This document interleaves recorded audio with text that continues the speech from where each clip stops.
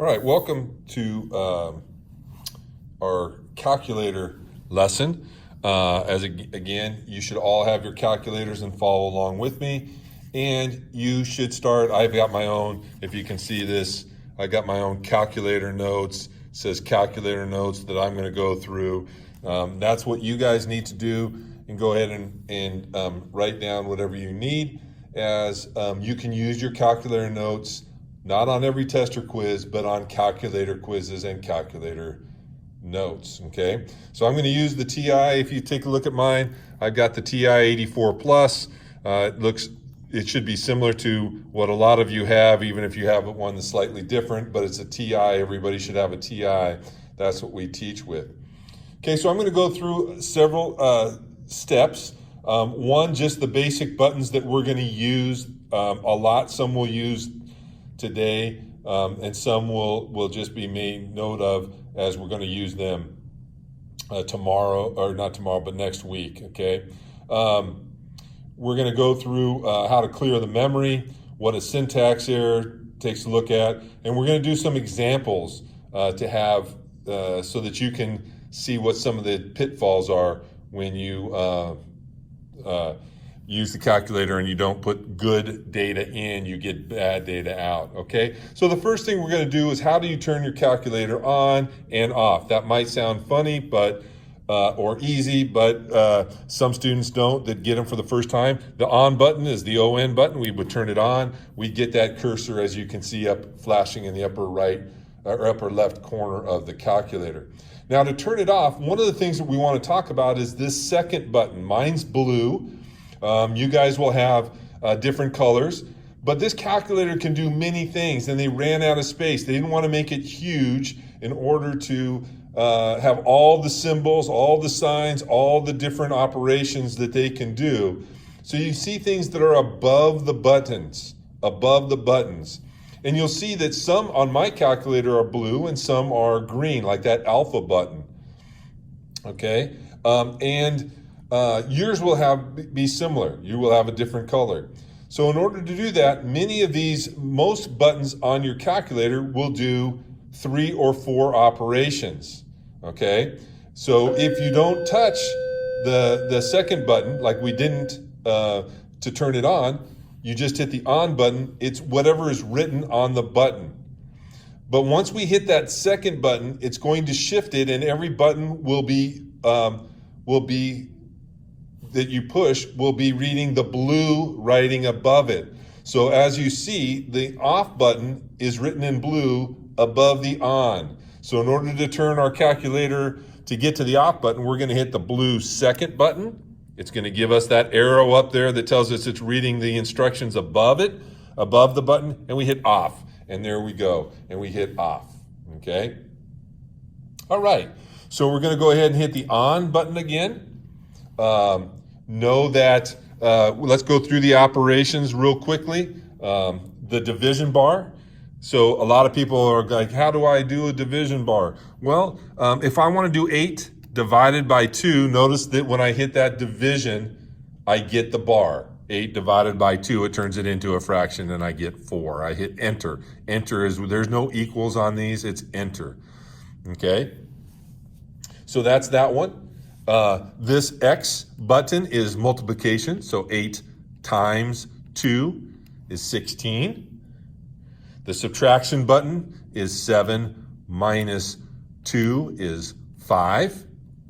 And our addition, 1 plus 6, if I enter, I get 7. So those are our operation buttons, okay? Now we're gonna do things where your calculator gets kind of mixed up. I mean, we're gonna put data into it in terms of statistics. We're gonna run a linear regression, and you're gonna do one, and then you're gonna go and try to do problem number 2, and it's gonna give you all kinds of issues. If the first thing that you can always do, and this is to clear the memory, okay, this puts it all back onto industry standards. Notice that there's an MEM button right here above the plus. If we hit second and memory, okay, we can clear, we're just going to hit 1, enter, okay? I'm sorry, we're going to hit second memory, and we're going to hit reset. My bad. We're going to hit number 7. So to clear the memory, you're going to want to write down, you're going to write down on your notes to clear the memory, okay, which means it puts it back. It resets our window. Trust me, you're going to use this all the time, and you're going to come by and go, Mr. D, mine won't work. It won't do. I'll say, I can't help you on a quiz or test. The first thing you want to do is clear this. So we're going to hit the second button in memory, and we're going to choose number 7, that reset. Number 7, that arrow, this arrow right above 7 means that there's more. If I toggle down, I can get more. Menu items. Okay, but we're just going to use number 7. It's going to say, do you want to clear all the RAM? And you're going to say yes. That's random access memory. Eventually, you're not going to want to do that. If you put formulas in your calculator and whatnot, you don't want to do this. You want to figure out why things aren't working in a different way. And so it's going to ask you, do you want to reset? You'll toggle down to number 2. So you want to put that in your notes and hit enter. And then it will say all the RAM's cleared, and it takes you right back to, you hit enter again and done. And it's right set back to exactly how you pull it out of the package, okay? Another button that we're going to use an awful lot is a variable X. That X button is not going to be the times button. It's going to be this button right here, okay? It's got a bunch of different, I believe those are Greek letters, okay? So if I want to put in 3X, I would hit 3 and that X, and now I have 3X, okay, in my calculator. And we'll get to that in a second, okay? So I'm going to clear that out. So that's your X button. You really need to know that to start with. We're also going to use this Y equals button underneath the window, okay? I'm going to do an example. There's a Y equals, and we can put in a whole equation there. Okay, so we're going to do that. We're going to use that button, so you should know that where that button is. Okay, and we're going to use this graph button as well too. We have a graph that starts that way, and it's very important that you know that this graph goes from -10 to +10, and from -10 down below on the y-axis all the way up to +10. So if your graph isn't there, we have to change the window and change the dimensions, and we'll get into that. That's a little more advanced topic, okay?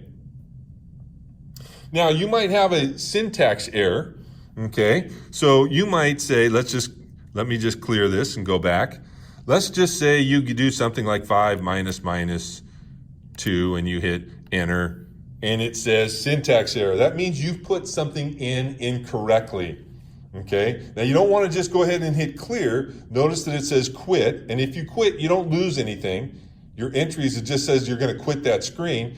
You always want to go and hit the go to button, and it'll take you to your error. It won't tell you what it is, but if you hit error, and I will explain what that error is here in a second, okay? And so that will take you, and it's flashing right where there was a mistake made. So that's syntax error. We want to take care of that as well as we go through this. Another button that you want to know is the catalog button. The catalog button is above the 0 button. So we're going to use that next Friday. So if I hit second in catalog, there's a whole bunch of other stuff that your calculator can do. You can page all the way down through all this kind of stuff, and there's a boatload of things we're going to do with that. So we want to make a note of that where the catalog button is. We're actually going to use these two right here, this diagnostics on, that we're going to have to switch on next week, okay? So that's going to be we've gone over the memory button, all the operations, where you find an X, okay? How you can enter an X, your Y equals button, and your graphing button so far. And we're going to give you examples of these as we go along, all right? And again, if we want to go back and forth, if I want to put in 5 plus 6, and I'm like, oh shoot, I meant to put in 5 plus 7. You can use these arrows will take your cursor back. You just put it over there and put in 7, and now you can hit enter. So that's going to be the toggles. You can toggle up and down. When I say toggle to the left, toggle to the right, we're going to do that all, especially in the second semester, we're going to use those to toggle on our graph along the way. Okay? So the first thing is, I want you to go ahead and try something. Let's do some examples. And the first one I want you to do is going to be this one here. Okay? Let's do, I want you to do 10 minus 2 plus minus 3. Okay? So go ahead and pause that. You can pause my video and try that real quick. Now, if you did that, you're going to get the first answer. Your first answer, and this is what you have to write in your notes for the first answer. Your first answer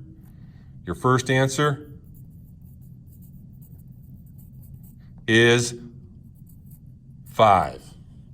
Negative 5 is negative 5. That's your first answer. That's what you're going to write down to get credit for watching this video for the number 1.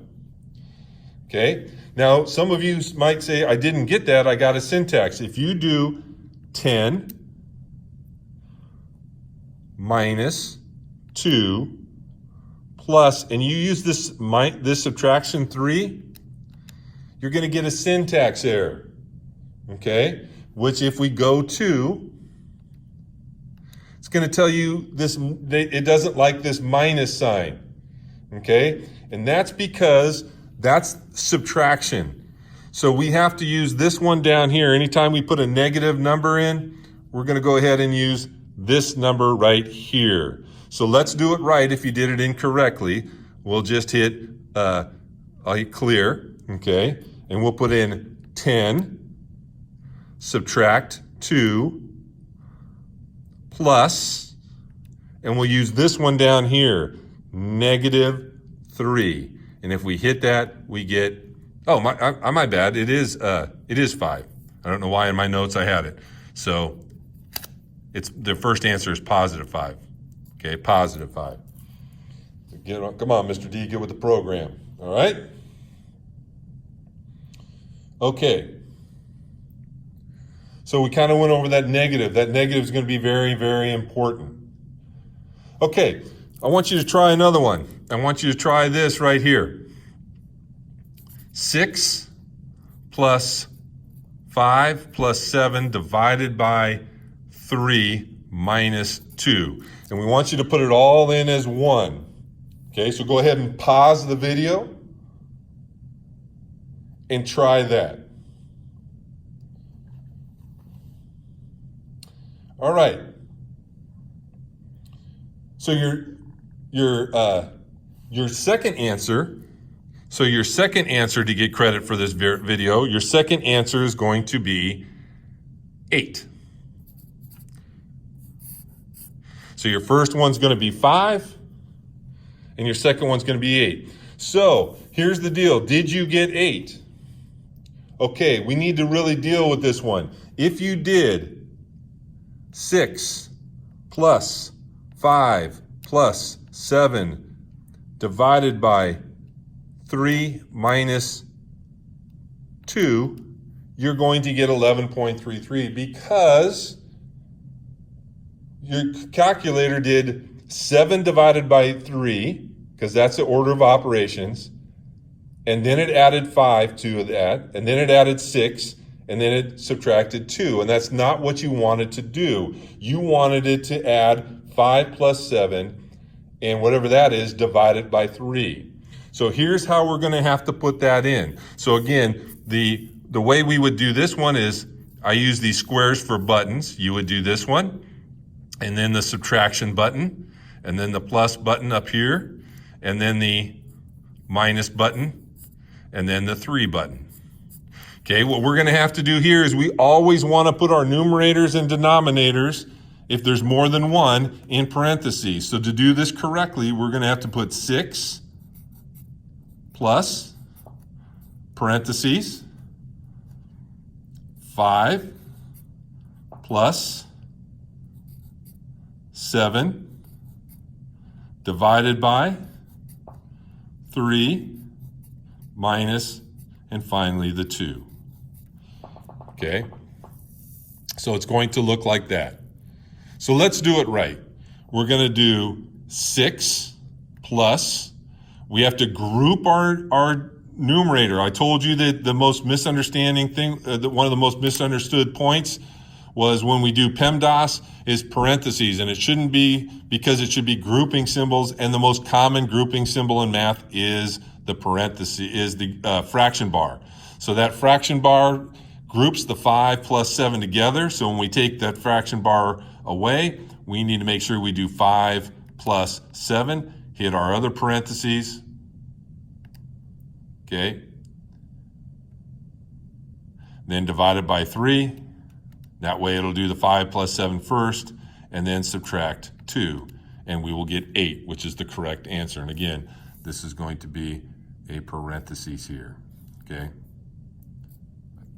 So I think I missed that. We have to put a parenthesis. You can fix your notes there, right after the 7. All right?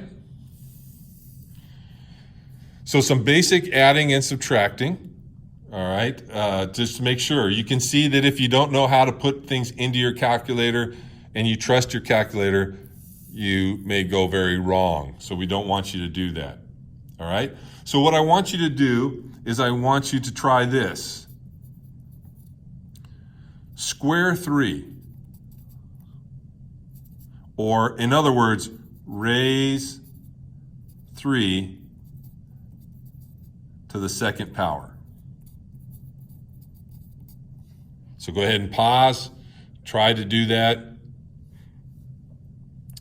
Find the x squared button. Okay, so hopefully you got 9. We would have hit the 3 button. And then we'd find the x squared button. So we can do 3, and over here is the x squared button. Go ahead and hit the x squared button and enter, and you get 9. The other button that you could use is you could do 3. You could use the caret button and then put in 2. This helps for like if you want to cube something or raise it to the 4th power. And the way you would do that is hit 3. And this caret button, if you want to put in a different, other than a squared, use the caret button. And you would hit, that says that you're going to do an exponent. You could put in this 2, hit enter, and you're golden. You get 9, okay? Okay, a couple more. I want you now to do -4. I want you to square -4, or in other words, raise -4 to the second power. All right? So you pause that and give that a shot.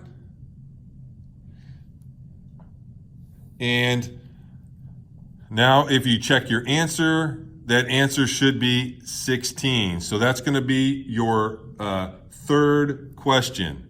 The answer, number 3, is 16. That's what you're going to write, okay? That's what you're going to write to get credit. So let's go over that one more time. Your first answer was 5. Your second answer was 8. And your third answer is 16. Okay, well, maybe some of you are saying that's not what I got. I got -16. Again, if we want to square -4, a couple of things could happen. Some of you could have said negative using I got to clear that. You could have used the -4 and done x squared. And that's going to give you an odd answer. I think it still has let's try this again. We're going to go -4.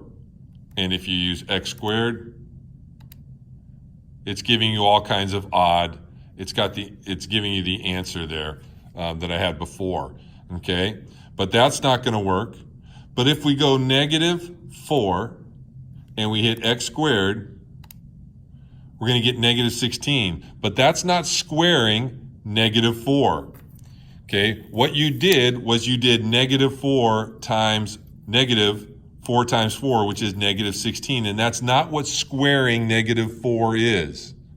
This is why we've stressed the importance of parentheses. So if we want to square this, if we do it correctly, we're going to go ahead. Anytime you want to square something, you should use the parentheses button, the negative button, okay, the 4 button, and then the x squared button. Okay, you actually have to use the parentheses after 4 as well. Let me do this again. Let's get it right. The parentheses button, the negative button, okay, the 4 button, the other parentheses button, and the x squared button. Okay, so we'll do this quickly. We want to square -4. We're going to use the parentheses. -4, close the parentheses, x squared, and we get +16. Very, very important. Very, very important. Okay? One of the other things we're going to do is we're going to graph, and we'll start graphing lines probably next week or the week after for sure. Okay? So if we want to graph something, let's say we want to graph y equals 3x plus 1. We want to graph it. Okay, well notice we want it to graph where it's y equals. We always solve our graphs for y equals, so we have a y equals button right up here. So we're going to take a look at the y equals button, and what we're going to do is put in 3x plus 1. So we're going to hit the 3 button. Remember where the x button is? It's right up here.